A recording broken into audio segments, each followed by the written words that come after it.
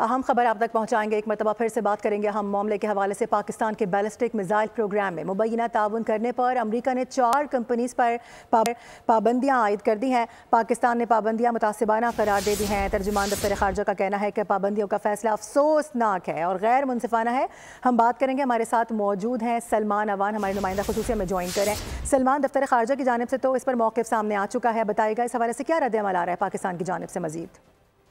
जी बिल्कुल, पाकिस्तान के लिए अमेरिकन पाबंदियां जो हैं ये सैंक्शंस नई नहीं है। प्रेसलर तरमीम से लेकर अब तक हमेशा अमेरिका पाकिस्तान को पाबंदियों का निशाना बनाता चला है, इसलिए पाकिस्तान के लिए ये कोई नई बात नहीं है। और जिस हवाले से उन्होंने पाबंदियां लगाई हैं उसका पाकिस्तान पर कोई ज्यादा फर्क भी नहीं पड़ने वाला, क्योंकि माशाल्लाह अल्लाह ताला के फजलो करम से पाकिस्तान का मिसाइल प्रोग्राम जो है अपने दिफा के लिए है, इंडिजिनस है और इस पर अमेरिकन पाबंदियों का कोई असर नहीं होने वाला। लेकिन ज़ाहिर है कि डिप्लोमेटिकली ये पाबंदियां जो हैं वो अलामती तौर पर काफ़ी ज़्यादा इंपॉर्टेंस की हामिल समझी जाती हैं और इसी वजह से दफ्तर खारजा ने इसके ऊपर जो पाकिस्तान का रियासत का मौक़िफ़ दिया है वो दो टोक मौक़िफ़ है और उसके अंदर जो इस पॉलिसी के अंदर दोगलापन है उसको उजागर किया है दफ्तर खारजा ने कि किस तरह से पाकिस्तान को तो प्रोलिफरेशन के मौके के मौजू के हवाले से, अदम फैलाव के हवाले से पाकिस्तान को निशाना बनाया जाता है, लेकिन इसके बरक्स कुछ ममालिक ऐसे हैं और उनका मेरे ख्याल है कि नाम अगर मैं लूं जिसमें भारत सर फहरिस्त है कि उनको बहुत सारी चीज़ों के ऊपर गैर जरूरी तौर पर कवानीन,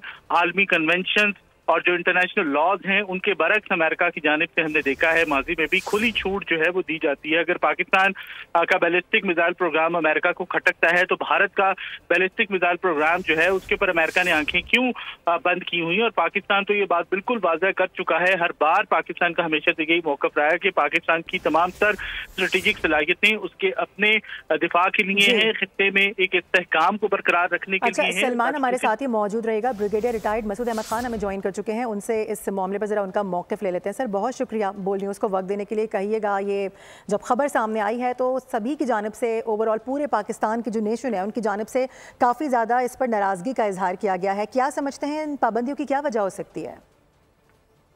देखें जी, वजह तो एक प्रेशर टैक्टिक्स ही होती है। ये हमेशा इस तरह से अमेरिका पहले पास में भी करता रहा। 1985 में अगर प्रेशर अमेंडमेंट आया था जिसमें पाकिस्तान को इकोनॉमिक और मिलिट्री असिस्टेंस पे सैंक्शंस लगाए थे, इसके बाद भी जब हमने 98 में जब म्यूजिकल एक्सप्लोजन्स किए तब भी लगे हैं, और उसके अलावा 2003, 2004, 2006 में, 2011 में और 2020 में, और लास्ट ईयर अगर आपको याद हो बेलारूस और चाइना की कंपनीज थी उनको भी लगाया कि ये पाकिस्तान को इक्विपमेंट प्रोवाइड कर रहे हैं, और आज का ये जो डिसीजन हुआ है तो ये पहली दफ़ा ऐसा नहीं हुआ। और देखें, इससे पाकिस्तान के जो डिफाइन सिस्टम को कोई इससे मसला नहीं होगा, और पाकिस्तान देखें जो भी पाकिस्तान के मिसाइल वेपन्स हैं और भी पाकिस्तान के न्यूक्लियर वेपन्स हैं, ये पाकिस्तान के स्ट्रेटेजिक एसेट्स हैं। जो राइटली फॉरेन ऑफिस ने कहा है कि 240 मिलियन पाकिस्तानियों की ये मुकद्दस अमानत है और पाकिस्तान को ये गारंटी करते हैं टेरिटोरियल इंटीग्रिटी और सॉवरेनिटी। तो पाकिस्तान हर हालत पे they will continue with this development, जो भी टेक्नोलॉजी में है, मिलिट्री लीडरशिप हो या पॉलिटिकल लीडरशिप है, वो सारे वो समझते हैं पाकिस्तान के सर्वाइवल के वो स्टेप उठाया जाएगा जो पाकिस्तान के लिए इम्पोर्टेंट है। देखें, रीजन में यहाँ पे एक इम्बैलेंस क्रिएट हुआ है, और जब इंडिया की बात आती है तो वहाँ पे दोहरा मयार है, डिस्क्रिमिनेशन है। S-400 मिसाइल इंडिया ने रशिया से लिए, तो देखें रशिया पे सैंक्शंस लगे हुए थे, और अमेरिका का अपना एक कानून है जिसके तहत उसको काटसा कहते हैं, जिसके तहत वो उन्होंने ये कहा था अगर कोई रशिया से चीज खरीदेगा तो उस पर सैंक्शंस लगेंगे। तो इस केस में जब इंडिया ने उनसे परचेज किए वो वर्थ $5 बिलियन के, उस पर उन्होंने कुछ नहीं किया, इनको तो बल्कि वेबर दिए। इंडिया के और बड़े केसेस में यूरेनियम पकड़ा गया और लोग ओपन मार्केट में मसूद अहमद साहब, कता कलामी की माजरत, लेकिन मैं यही जानना चाह रही हूँ कि ये दोहरा मयार पाकिस्तान के साथ क्यों है अमेरिका का? अब तो इनकी जो इंतजामिया है वो तो बिल्कुल आखिरी मराहिल में, उनके तो आखिरी दिन चल रहे हैं, उस पर जाते जाते ऐसी पाबंदियां लगा देना। देखिए, बात यह है कि पाकिस्तान में अब दुनिया में जो मुस्लिम ममालिक में एक पाकिस्तान वाहिद एक कन्वेंशनल फोर्स भी है और एक एटॉमिक और मिसाइल फोर्स है, और एक एस्टेब्लिश नाम है। पाकिस्तान ऐसा नहीं है जिस तरह हम आज देख रहे हैं लीबिया में क्या हुआ या हो रहा है। सीरिया को देख लें, यमन को देख लें, इराक को देख लें, लेबनान को देख लें।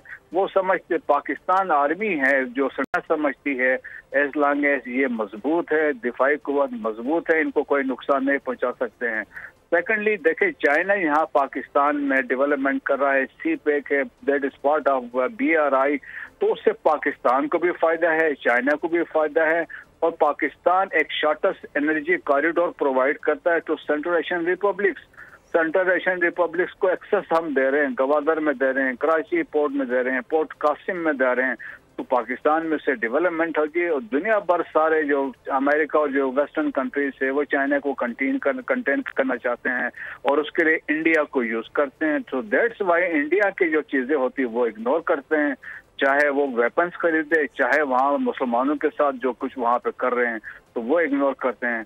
तो देखें नेशनल इंटरेस्ट पाकिस्तान का ये है कि एक मजबूत दिफा हर हालत में होना चाहिए और at par with the India के साथ होना चाहिए, क्योंकि हमें इंडिया से कन्वेंशनल थ्रेट भी है और टेररिज्म वो ऑलरेडी हमारे लिए करवा रहे हैं।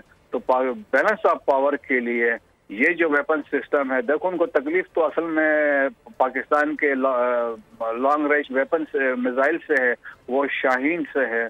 शाहीन जो 2750 किलोमीटर तक स्ट्राइक कर सकता है।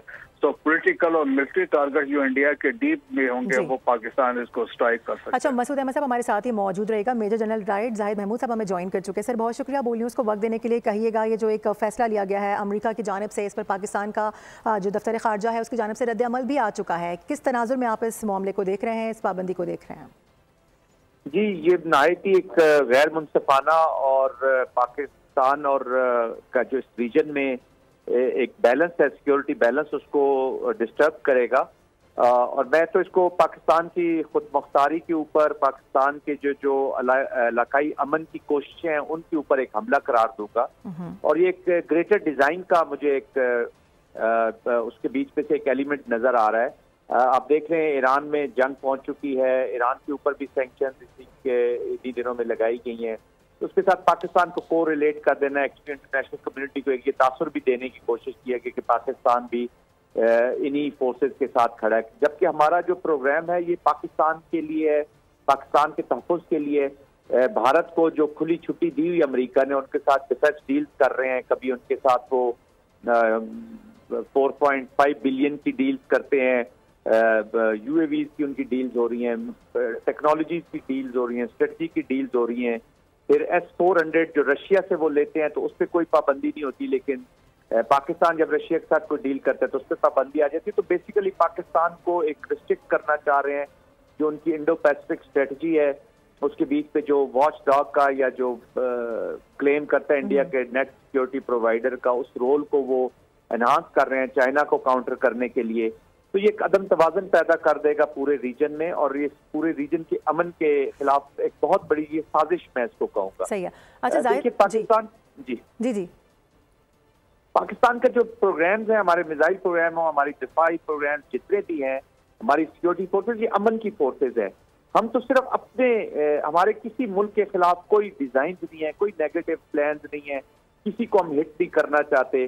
तो पाकिस्तान तो सिर्फ अपनी सलामती की खातिर, 25 करोड़ आवाम की सलामती की खातिर अपनी हिफाजत के प्रोग्राम्स हैं, इसके तहफ़्फ़ुज़ के प्रोग्राम्स हैं, हमारे कोई डिजाइन नहीं है। पाकिस्तान की स्ट्रेटेजिक फोर्सेज हों या दूसरी फोर्सेज हों, मिलिट्री फोर्सेज हों, ये अमन की फोर्सेज है। अमन की फोर्सेज मैं इनको इसलिए कहता हूँ कि अमन कायम करने के लिए और अपनी सिक्योरिटी प्रोटेक्शन के लिए। पाकिस्तान ने रीजनल अमन के लिए और इंटरनेशनल अमन के लिए सबसे ज्यादा कुर्बानियां दी हैं। हम इसी यूनाइटेड स्टेट के साथ मिलकर यहाँ पर अफगानिस्तान में जो वॉर हुई है, इसमें हमने 150 अरब डॉलर से ज्यादा का इकोनॉमिक नुकसान उठाया। 80,000 से ज्यादा हमारी शहादतें हैं, 10,000 से ज्यादा हमारे सिक्योरिटी के जवान शहीद हो चुके हैं, 30,000 से ज्यादा हमारे जख्मी हैं। और उसके बाद जो सोशल और पॉलिटिकल हमने नुकसान उठाया उसका तो कोई अंदाजा नहीं है। तो आलमी अमन के लिए पाकिस्तान की कुर्बानियों का सिला इस तरह की सैंक्शन से ये साबित करता है कि पाकिस्तान जो है वो आलमी कुव्वतों के निशाने पर है। और भारत को जो खुली छुट्टी यहाँ पर मिल रही है, ये न सिर्फ इस रीजन के अमन को तबाह कर देगी बल्कि पूरे इंटरनेशनल पीस को तबाह कर देगी। सही है। अच्छा जाहिर साहब, आपसे ये जानना चाहूंगी कि दफ्तर खारजा की जानिब से सिर्फ ये कह देना, बयान दे देना काफ़ी है या किसी किस्म का एहतजाज भी रिकॉर्ड करवाना चाहिए? और हुकूमत वक्त पर क्या जिम्मेदारी आयद होती है? मजीद मैं आपसे ये भी जानना चाहूंगी। देखिए, हुकूमत वक्त तो हमेशा पाकिस्तान के लिए बड़ी भरपूर आवाज़ उठाती रही है और उठाना भी चाहिए। देखिए, इनको पाकिस्तान को उनके एम्बेसडर को बुलाना चाहिए, उनसे बात करनी चाहिए, एक नेगोशिएशन करनी चाहिए और इमीडिएटली हमें इसी टॉपिक के ऊपर 1 पॉइंट एजेंडा रख के कि वो चाहते क्या हैं। और अपना देखिए, हमारा पुरअमन, हम आलमी कवानीन के अंदर रहकर अपने प्रोग्राम को फॉलो कर रहे हैं। पाकिस्तान ने हमेशा ये नहीं हो सकता कि आप भारत को तो खुली छुट्टी दे दें, बाकी मुल्कों को खुली छुट्टी, और पाकिस्तान अपना जो तहफ़्फ़ुज़ का हक है वो भी नहीं रख सकता। So this is not going to be it should not be acceptable. तो एक अग्रेसिव डिप्लोमेटिक मनूवर करनी चाहिए, बातचीत करनी चाहिए और इसको हर फोरम पर उठाना चाहिए कि ये जो ज्यादतियां पाकिस्तान के साथ हो रही हैं, या तो पाकिस्तान का कोई माजी में ऐसी हिस्ट्री से कोई चीज कोट कर दें जहाँ पे हमने आलमी अमन को खतरा हमसे लाहक हुआ। भारत की आप देख रहे हैं कि उनसे चाइना के खिलाफ उसको खड़ा करना चाहते हैं, तो इस चीज को फ्री उन्होंने हैंड दिया हुआ है। और हमारा प्रोग्राम सिर्फ और सिर्फ भारत जैसे मुल्क से अपनी हिफाजत करना है और हमारे इस प्रोग्राम का कोई और मकसद नहीं। ठीक है, अपनी हिफाजत करना वलीन तरजीह है। इसके अलावा यकीनी तौर पे हमारा और कोई ना प्लान है ना कोई ऐसा मंसूबा है जो किसी से ढका छुपा। हमारे साथ दोनों मेहमान मौजूद थे, दोनों का बेहद शुक्रिया अहम मामले पर गुफ्तगू करने के लिए। सब्सक्राइब करें और बेल दबाएं ताकि कोई खबर रह न जाए।